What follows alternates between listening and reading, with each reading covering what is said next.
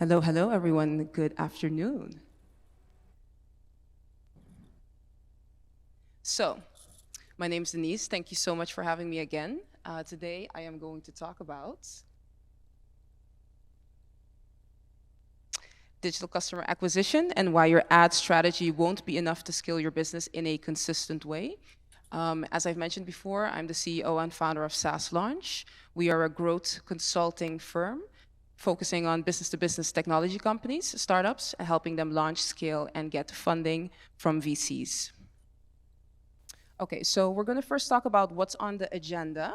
So I'm going to just talk a little bit about the statistics and the outlook for this year with regards to ads, diversifying your customer acquisition strategy as well, and then we're going to talk about traction and scale and how that affects your business as well. I'm going to talk a little bit as well about my personal story, what my background is. Any of these headlines look familiar to you guys, right? So, I mean, we've all been talking about this the last few days. Ads are getting more expensive to do. The last part here says Facebook ads become somewhat less effective with Apple's privacy changes. You know, iOS 14 is pretty challenging for all of us with regards to running ads. So there's also the next part with regards to the industry stats and the outlook of 2022. There's a few things that, you know, we can see with regards to the ads industry. The cost of running ads on Meta has increased 24% year over year. When it comes to, for example, LinkedIn and you do lead generation, for example, CPCs have actually gone up to 5.58 from 5.26 USD. And for example, on YouTube, depending on which industry you focus on, the cost per CPM is almost risen to $10. Again, these are stats according to Hootsuite and more focused on the US. So what do I want to say with all of these stats and the headlines? It's becoming more and more difficult if you're in the B2B space to acquire customers when it comes to running advertisements, and specifically if it's lead generation advertisements. But there's a better way forward that we're helping our clients with, and we are doing this ourselves as well. So there's a few methods that some of us already know to acquire customers, acquire leads. You can run ads, as I mentioned before, but it's getting more expensive. So do we really want to do that? Face-to-face meetings, conferences like these where you can have people, meet you face-to-face, but how many conferences can you go to? And where are those conferences? For example, is it in your local country or is it outside? So it's not a scalable way of, acquiring new leads, acquiring new customers. Referrals or word of mouth is, of course, our clients are getting some referrals, but it's not, again, a scalable or consistent way to acquire leads and customers. And social selling, content marketing, it has a long ramp-up period, right? So once you do content marketing, it's not that as if you're going to get leads as soon as possible. Sometimes it takes a little bit more time. So what is a better way of moving forward? Well, for us, diversifying your digital customer acquisition strategy with outbound email marketing is the way forward. And you can acquire customers in a consistent and scalable way. Cold outreach or direct mail is another way of putting it as outbound email.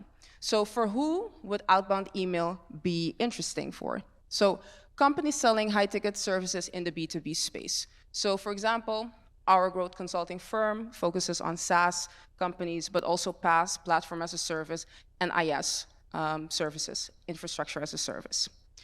But this also applies to consulting services, coaching services, agency retainer / performance-based services. So any of these types of business-to-business offers is where you can use outbound emailing for. So just a bit of the process on customer acquisition. And this is a very simplified process of how you can basically acquire new leads / customers. So how we work and how we teach our customers is we send out a first email and we have a 3 email follow-up. In that email, we have a short introduction of what we do, potential case study. It's a very short to the point email. We add in there a Calendly link, which is a 15-minute qualification call. So once we add that in there, if the prospect is interested, they hop on the qualification call, and then from that qualification call, once they are qualified, we hop on a call for 30 minutes, which is a discovery call, more in-depth, understanding really what their needs are, and if what we have to offer also fits with their needs. From there, because our customers are SaaS companies, they can hop on a demo call, and then from there, obviously, you have a few further discovery calls up until you close that deal. Again, this is a simplified process. It obviously goes more in depth once you have higher ticket offers. So why is outbound email so interesting? It has a few advantages. So one of the things that we see is that you get fast market feedback. So once you send out an email, you can see if, with the open rates, are people really opening the emails? Are they reading it? The click-through rates? Are people even hopping on calls, on qualification calls? Another aspect is that it lowers customer acquisition costs. So email is a relatively, let's say, cheap way to, get in contact with customers. So it's not going to cost you too much to, acquire a customer once you have a right fit. And it's scalable. So once you have the templates that are working, you can obviously provide that to your team members, and it's also a scalable process to go move forward with. So traction and scale. So in our agency or in our consulting firm, what we basically help these customers with and our SaaS companies with, we make it a scalable, systemized, and automated process, basically to scale their business and get traction. Get traction, basically, in the tech industry means getting more customers on board. With regards to the SaaS industry, it's very important to get as many, let's say, customers on board, because most of these SaaS companies are looking for funding, so they have to have certain milestones that they need to achieve before getting their investment, basically. So what we help them with is basically also automation part, a CRM part, and the metrics. The metrics are the most important thing that we check for. So this is an example of a sheet that we have. So we look at a few things. We look at, obviously, the number of new deals. We look at new customers. We also look at, for example, the cost per call scheduled, the cost per sale, and we look at average LTVs as well. So we break down all the metrics to make sure that we can upscale, or depending on how the metrics are, needing to know what to change basically in the whole process. So we also add automation in there just to make sure that certain things that can be automated will be automated, and this is also added into their CRMs. And once we have all of this, and once we have a good overview of the numbers and understanding, okay, how many emails need to be sent, how many emails are open, how many people have replied, how much percentage of the people have really hopped on calls, those metrics, once we have that in place, we can obviously share that with the team members as SOPs as well. So a little bit about who I am. As I just mentioned, founder and CEO of SaaS Launch. So I mostly help business-to-business tech startups. And yeah, hear a little bit about me. I actually started my sales career in 2008. And I did my master's at the University of Pompeu Fabra in Spain and at the University of Amsterdam as well. And my master's was actually in entrepreneurship and innovation, so that was something that I really wanted to do, because I always thought to myself, I really want to have my own business, when I grow up, let's say it like that. And then I went further into sales, and I actually started working for a small company called Global Television, which had their location was in Hong Kong, but also in Madrid. They made documentaries, and I got selected to be an international consultant for them, to fly out to Equatorial Guinea in Africa and to liaise with the government and the private sector there to invest in the documentary that we were going to do. So once that project was fulfilled, I got recruited by LinkedIn, as you can see here, in Ireland, working for their marketing solutions, so the platform that all of us are using, to sell that to businesses. And that was amazing. That was actually my first really tech company that I worked for. And from there, I got recruited again to work for Oracle, as you can see there, in the Amsterdam office. And that was basically selling their tech stack, so PaaS, SaaS, and IaaS. And that was more of a heavy technology sales, let's call it like that. And from there, went into a smaller startup, which was staff-based and was actually involved for the APAC and EMEA region. And they actually got a 115 million funding round Series E just a few weeks ago, and they're now valuated at 1.1 billion, so that's a pretty good feat.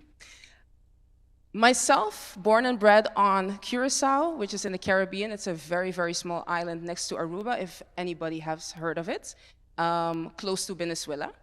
And yeah, I started SaaS Launch in 2018, actually next to working for these companies. So our clients are actually a little bit around the world, I have to say. Moreover in the US and Europe, but we have clients in Colombia, for example, Latin America, Australia, India. And this is just to say that with outbound marketing, you can actually connect with one email or several emails to different people around the globe. So a few things on outbound emailing and when it works. So there's a few technicalities when it comes to outbound emailing that you need to take into account.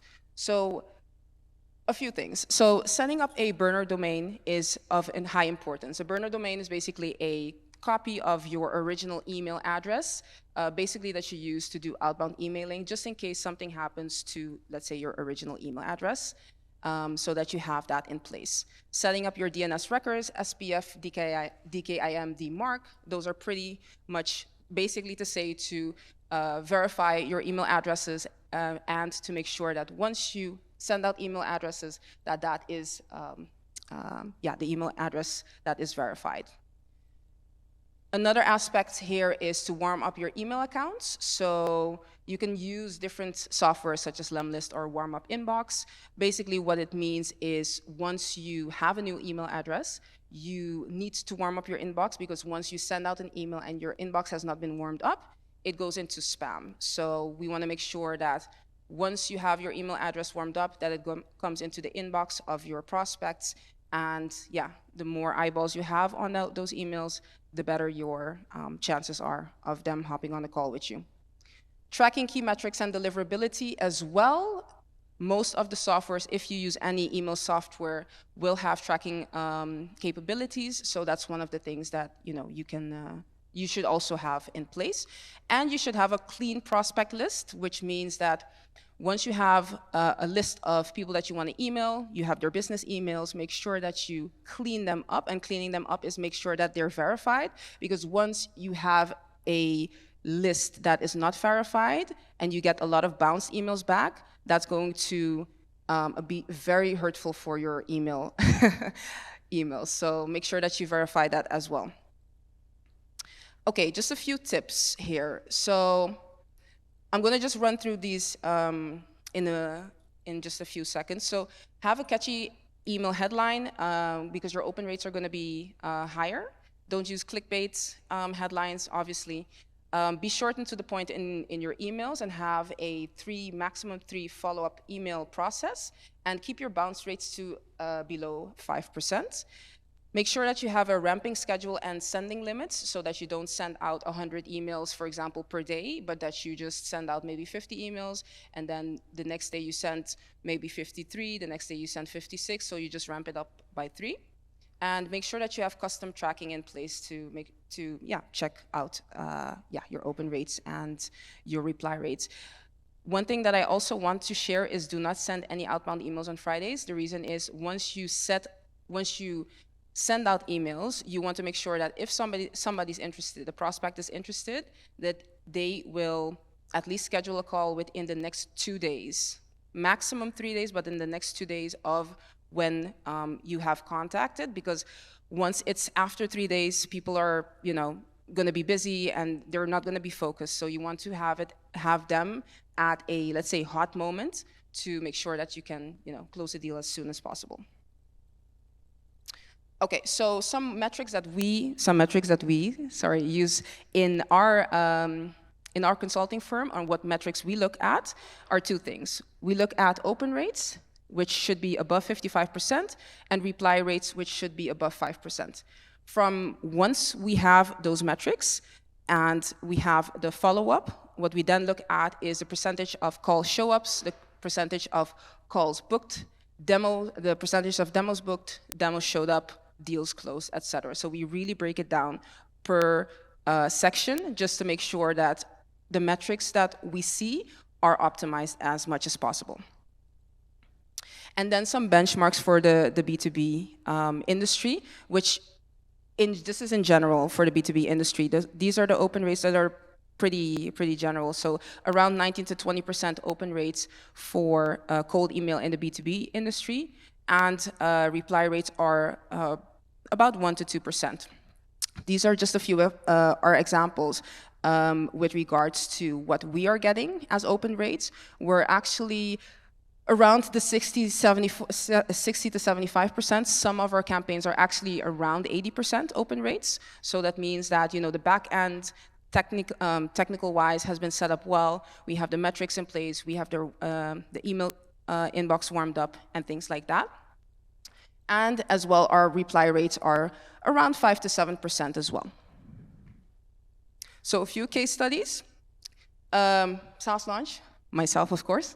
I actually went full-time last year, and we grew our MRR, so that's our monthly recurring revenue, by 2,700% this year. So that means 27 times our MRR from last year till this year. Sign eDeal, a fintech company, helped with traction, and they're now in the process of closing a multi-7-figure deal with VCs. And we have RexTeam, which is a WordPress plugin software, grew their MRR from 82K to 128K in 4 months. So this has all to do with metrics, cold email, and making sure that the metrics in place are as optimized as possible. So as everybody knows, you can scan me, you can connect on my socials. If you scan the QR code, it will take you to all the socials: LinkedIn, Twitter, Instagram, even TikTok. So that's it. And if you have any questions, just let me know.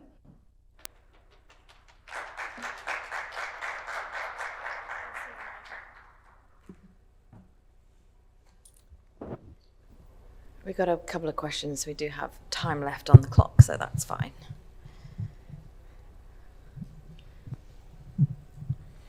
I've been taking a lot of pictures, great information, and great benchmarks to follow. Thank you. A quick question is on, when we use MailChimp and these email platforms, like I use Zoho One and Zoho Mail, and so emails go out from there.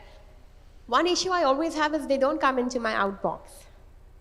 And then I don't know what I sent them last time, because usually we want to send a repeat email on the last email, or if there's a conversation that gets started. Unless they reply, then we have the chain. But normally we don't know if we even sent it, and then sometimes when you have to go into the CRM and see each and every contact to see what email. So even on the open rates, we don't get a list of who opened, and so it just gets a little. Yeah, I think it's because you said you are using Zoho, right? Yeah. Does Zoho have like these metrics in place that you can see? They do have yeah. But it's not always showing, basically. Is that what you're saying? It doesn't come into my outbox. I wish I could. I use an Outlook or even the Zoho Mail. Okay. It doesn't come in the outbox. It just stays in MailChimp, or it stays in HubSpot, or it stays in Zoho email, whatever. But all the emails that we send, yeah, it stays in those. Okay, so it stays in the software, so it doesn't go into like your inbox. Yeah, Let's say it if you doesn't come use into my G Suite or inbox. something like that. Yeah. Yeah, that's always something. What you can do there is, have you heard of Zapier? Yes. It's an automation Yes, system. yes. So basically, you can use Zapier to zap, let's say, if it's in Zoho or whatsoever, you can zap then those emails into your inbox. So that would be a solution that you Into can my use sent to. box. Yes, yes, Okay, yes. I'll try. Thank you. Do you want to pass the mic over so the rest of us can hear? Thank you. Yeah, so there's one more way. So if you use HubSpot, then you can integrate your Outlook with HubSpot. And that ways, you can also configure sequences in HubSpot so that every time you have sent a mail blast to say 1,000 people and you want specific people, if they open it, you should get an alert or you should be notified. So either you can define sequences against specific contacts, or you can just trigger those sequences, alerts for yourself that if Saurabh opens a mail, then you should get an alert and the next sequence should fire like that. So this is a common problem whenever we are sending mass emailers or newsletters and all those things. So such sequencing from HubSpot at least is possible. I'm not aware of Zoho. I would actually also, just to add on to that, I would actually also check maybe other softwares that are kind of a little bit better with the tracking and as well as, like, let's say for the outbox, because that's just my personal opinion. Zoho is a little bit, I think, behind with a few things. So there's new softwares now like Lemlist or whatever that you can use to so check that out. I would say recommend that to check that out. Yes, exactly. Yes. I just wanted to ask, you mentioned on one of the slides that you do like a maximum of 3 follow emails in the very first outreach, the round of the outreach. Can you share a little bit about as to what the content is, like various in the 3 emails, so that we can actually see how it's like for somebody who perhaps did not respond to the first email, what they get in the second email, what's kind of the last call to action that you include? Yeah, exactly. So for example, we're doing now one where we are promoting our own services, right? So we provide funding for investors or in SaaS companies from investors. So we're just keeping it very short and to the point. In the first email, we just mention what we do, and then we have a case study. But a case study is just like 2 sentences, like, hey, we've helped, for example, the company that I just mentioned get traction with their VCs, and they have a multi-7-figure deal. Are you interested in, checking out if we can help you with that as well? And then we have the Calendly link in there as well. And then in the second email, we go a little bit more into depth, just a few sentences more of what the company is, what we do, and how we can help them. And then the third email, what we're doing now is after actually, so the first email is the first day, the second email is after 2 days, and the last email is actually after almost 30 days. It's just a strategic thing. And the last email is just very basic. It says like, well, I guess this is it. I guess that we're not going to talk. Something like that, because that's going to trigger psychologically like your prospect in like, okay, what was the email about? Let me go back again. And then they're going to see like, hey, okay, maybe I missed it, or I've read it and I just forgot about it.